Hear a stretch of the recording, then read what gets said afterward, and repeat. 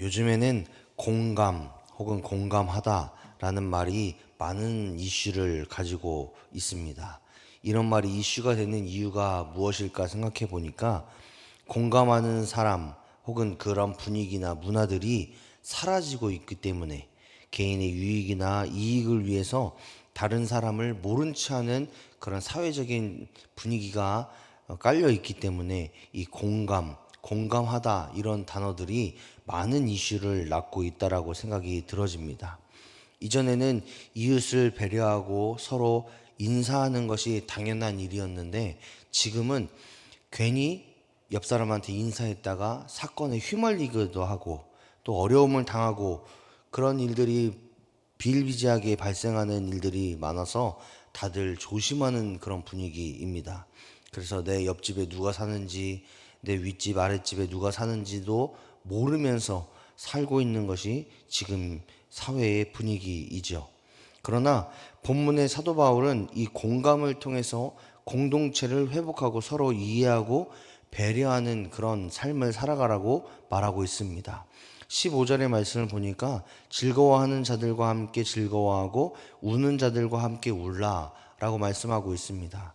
이 말은 무엇이냐면 우리가 사도 바울이 사회 운동가여서 이런 말을 하는 것이 아니라 하나님께서 이 땅 가운데에 이루고자 하는 하나님의 나라가 이런 모습이기 때문에 그렇습니다.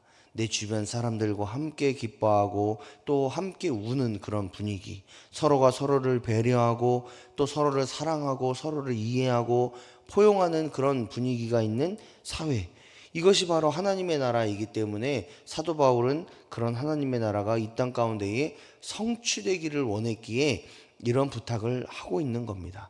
우리가 다른 어떤 사람들보다 혹은 다른 세상보다 무엇이 넉넉하거나 마음이 넓어서가 아니라 하나님 나라를 소망하고 더 나아가 하나님 나라를 이 땅 가운데 이루어 가야 되는 그리스도인들이기 때문에 이 공동체성을 회복해야 되는 것이죠. 그래서 하나님을 믿는 사람들의 모임인 이 교회 공동체가 이 즐거워하는 분위기, 또 우는 자와 함께 우는 분위기, 공동체성이 회복되는 분위기, 서로가 서로를 이해하고 배려하는 분위기가 조성이 돼야 되는 거예요. 그래서 이 교회 안에 이런 분위기가 있느냐 없느냐를 통해서 건강한 교회인가 아니면 건강하지 못한 교회인가를 판가름 내기도 합니다.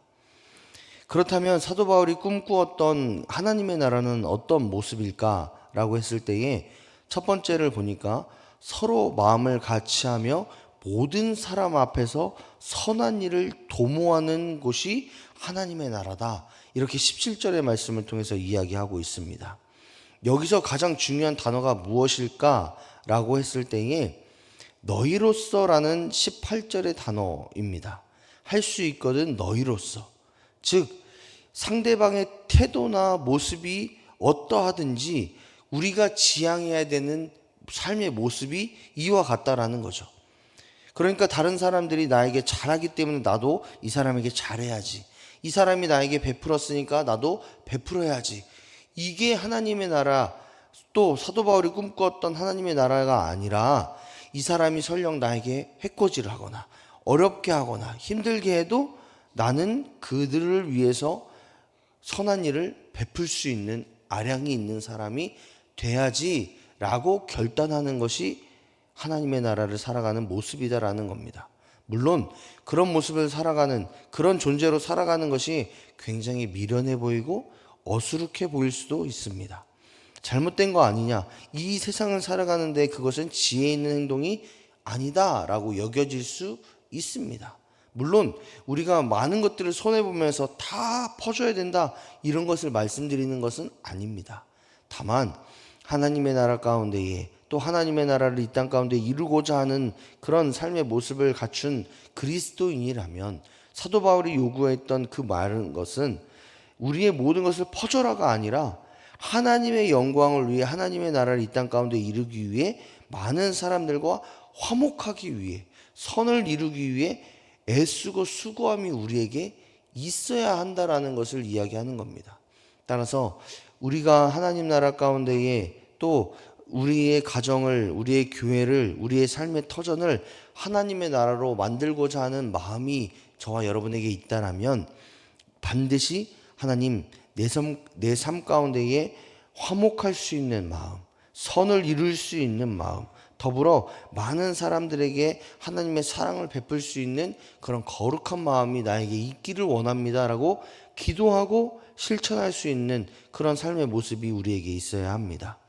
두 번째로는 하나님께 모든 심판을 맡기는 삶이 되어야 합니다.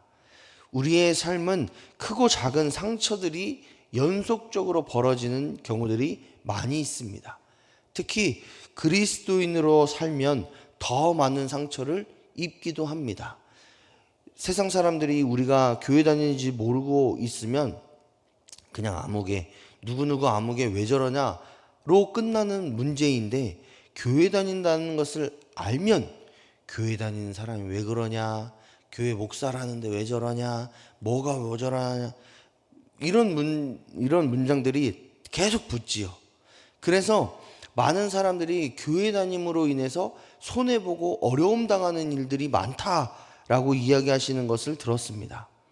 그런데 그런 상황 가운데 세상은 뭐라고 이야기하냐면, 내가 나에게 상처 주고 어려움 주고 해코지라는 사람들이 있다면 직접 응징하십시오.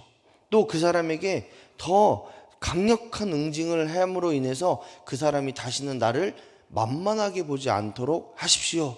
이렇게 말하는 것이 세상의 이치입니다. 그런데 성경은, 또 오늘의 본문의 사도 바울은 그런 응징을 하고자 하는 마음이 우리에게 찾아올 때에 그 진노하심을 하나님께 맡겨라, 이렇게 이야기하고 있습니다. 왜 우리가 하나님께 그 모든 것을 맡겨야 할까요? 그 이유를 저도 생각해 보니까 내 삶의 주인이 하나님이시기 때문에 하나님께 맡겨야 된다라는 것을 깨닫게 되었습니다.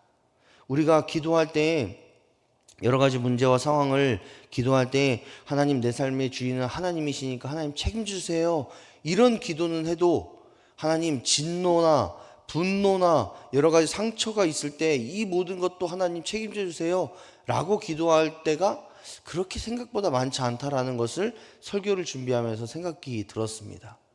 우리가 우리의 삶의 주인이다라는, 하나님이 내 삶의 주인이다라는 것을 인정한다면 좋은 것만 하나님 거, 나쁜 것은 내 거, 혹은 내가 하고 싶은 것은 내 거, 내가 하기 싫은 것은 하나님의 것, 이런 것이 아니라 내가 하고 싶은 것도 하나님의 것, 내가 싫은 것도 하나님의 것, 내 모든 삶의 영역은 하나님의 것을 인정할 수 있는 그런 모습이 우리에게 있어야 된다는 거죠.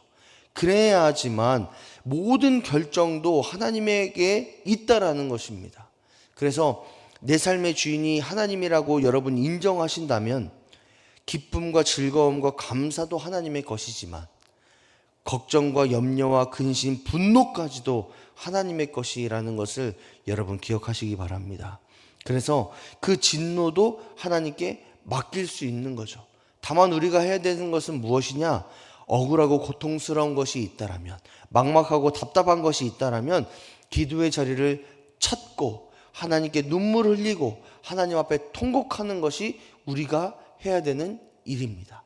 그래서 내 삶의 주인이, 내 삶의 모든 것을 인도하시고 주관하시는 분이 여호와 하나님이라는 것을 계속해서 인정하는 것이 우리들의 몫이라는 것이죠.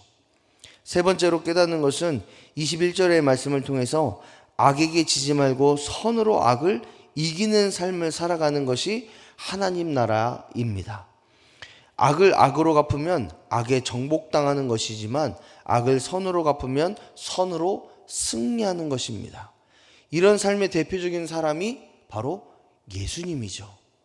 예수님은 모든 사람이 예수님을 핍박하고 십자가에 못 박았지만 그 십자가의 사랑으로 모든 사람을 구원하셨습니다.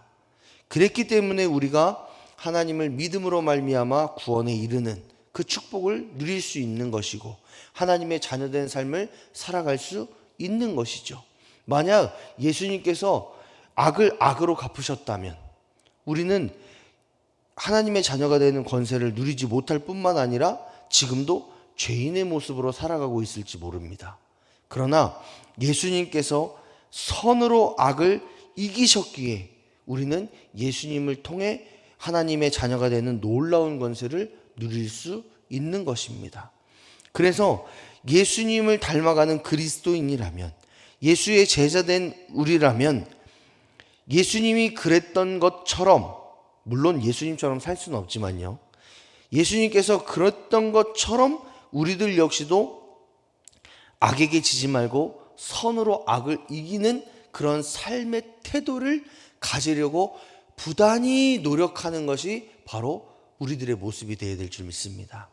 그래서 교회 안에 문제들이 발생하고 여러 가지 언쟁들이 발생했을 때에 어떻게든 저 장로, 어떻게든 저 목사, 어떻게든 저 집사, 어떻게든 저 권사 내가 꺾고 말겠다, 이런 마음의 태도가 우리에게 있어야 되는 것이 아니라, 그래, 저 권사님, 저 장로님, 저 목사님, 저 집사님, 저 성도님 말이 좀 부당하지만, 그래, 나에게 조금 손해인 것 같지만, 그래, 그로 인해서 내가 조금 불편하지만 내가 감수할 수 있다라면 내가 감내해야지.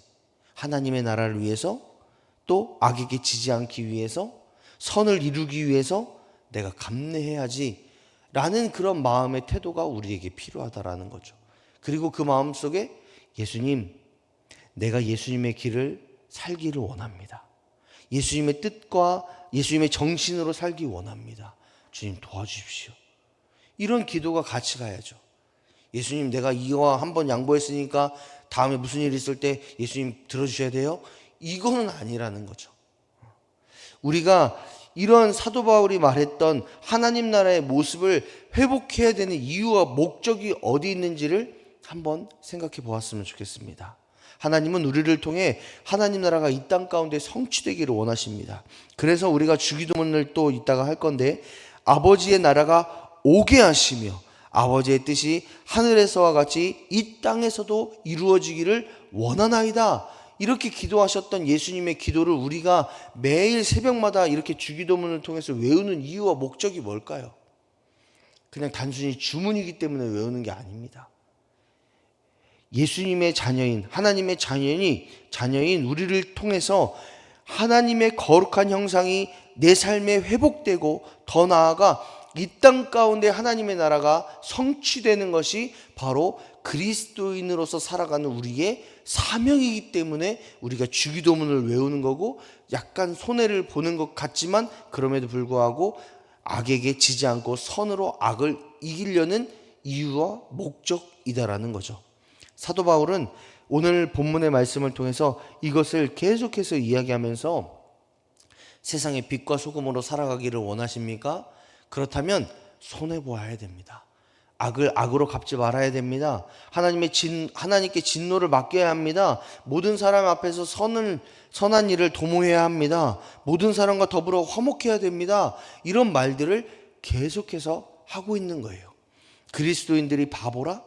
혹은 멍청해서 손해봐도 괜찮아서가 아니라, 우리의 사명은 하나님 나라를 이 땅 가운데에 이루어내는 것이기 때문에 그렇습니다. 그래서 예수님을 닮아 거룩한 옷을 입고 선한 일을 누구보다 앞장서야 되는 것이 저와 여러분의 삶의 모습이다라는 거죠. 얼마 전에 저희 교회에 좀 가난해 보이시는, 좀 어려워 보이시는 분이 찾아오셨어요. 그래서 어떻게 하다 보니까 제가 응대를 하게 됐는데, 그분이 저한테 한참을 설명하시더니, 한 40분을 저를 붙잡고 설명하시더니 결국엔 돈을 달라고 이야기를 하시더라고요. 그래서 이제 저도 이제 목사가 된 지 한 10년이 넘었거든요. 10년 정도 넘으니까 이 사람이 돈을 위해서 교회를 찾아왔는지, 혹은 어떤 사정에 의해서 찾아왔는지 딱 보면은 이제 판가름이 돼요. 그래서 딱 그분을 보자마자, 이분은 돈이구나, 이렇게 선입견을 가지고 이게 그분과 만나서 그분의 이야기를 들어드렸는데, 이야기 듣는 내내 제가 그런 기도를 했어요. 하나님, 어떻게 하면 이분을 지혜롭게 빨리 쫓아내고 제 업무를 볼 수 있을까요? 하나님, 어떻게 저분의 입을 닫아서 이분을 빨리 돌려보내드리고 저 퇴근할 수 있을까요? 그때가 한 6시 반 정도 됐거든요. 그래서 그런 기도를 하면서 그분의 이야기를 듣는데 그분이 저한테 이런 얘기를 하는 거예요. 요즘은 교회가 교회답지 못하고 목사가 목사답지 못하다. 또 이 얘기를 하시는 거예요. 그래서 굉장히 영린이잖아요, 우리한테는. 그래서 딱 건드리시길래 이걸 어떻게 할까? 내가 목사답지 못하게 이분을 쫓아내야 될까? 목사답게 손해보는 걸 알면서 도와줘야 될까? 이런 고민에 빠지기 시작했습니다. 그래서 고민하다가 그분이 결론적으로 이제 돈을 요구하시길래 제가 그때 부모님 용돈 드리려고 돈을 뽑아놓은 상태였거든요. 그래서 분명 이분은 이 돈 가지고 술을 사드실 거 뻔하고 원하지 않는 모습으로 사실 것 뻔한데 주님, 목사답고 교회다운 모습이 자꾸 이분의 말을 통해 저의 마음에 박히네요. 어떻게 할까요? 이런 막 기도를 하면서 듣는데 안 되겠다 싶어가지고 5만 원을 꺼내서 딱 손에 쥐어드렸어요. 그리고 제가 이렇게 말씀드렸어요. 선생님, 이거는 제가 선생님의 말에 감동해서 드리는 게 아니라 교회가 교회답고 목사가 목사다운 곳이 있다라는 것을 보여드리려고 드리는 거예요. 우리 하누리 교회는 그런 교회입니다. 하나님의 나라를 이 땅 가운데 이루기를 원해요. 설령 선생님이 이 돈 가지고 지금 뭐 교회가 어쩌고저쩌고 말씀하셨지만 술을 사드시고 엉뚱한 행동을 하셔도 우리는 하나님의 사랑을 베푸는 교회라는 것을 보여드리고 싶어요 라고 말하고 그 선생님의 손을 잡고 기도를 해드렸는데 선생님이 의지가 바뀌었어요. 그 전까지는 제가 이 선생님을 빨리 보내고자 하는 의지가 있었다면 이 선생님은 목적을 달성했잖아요. 그러니까 빨리 가고자 하는 욕구가 생기는 거예요. 그러니까 제가 손을 잡고 기도하는데 자꾸 손을 이렇게 빼더라고요. 그래서 이분도 빨리 가고 싶구나. 그래서 기도를 해드리고 보냈던 적이 있는데 지금도 생각해 보면 저에게도 두 가지 마음이 있습니다. 하나는 당했다. 또 당했구나. 이런 마음도 있고 그러나 내가 손해봤지만 교회다운 교회를 보여주지 않았나 이런 생각도 있습니다. 이렇게 설교하면 또 비슷한 분들이 또 오실 수도 있어요. 그때는 제가 어떤 마음으로 그분을 대할지는 모르겠지만 우리가 약간 손해를 볼지라도 또 어려움 가운데에 처하지 않는다라면 내가 너무 힘든 것들을 경험하지 않는다라면 하나님 앞에서 우리가 약간의 손해는 괜찮지 않을까요?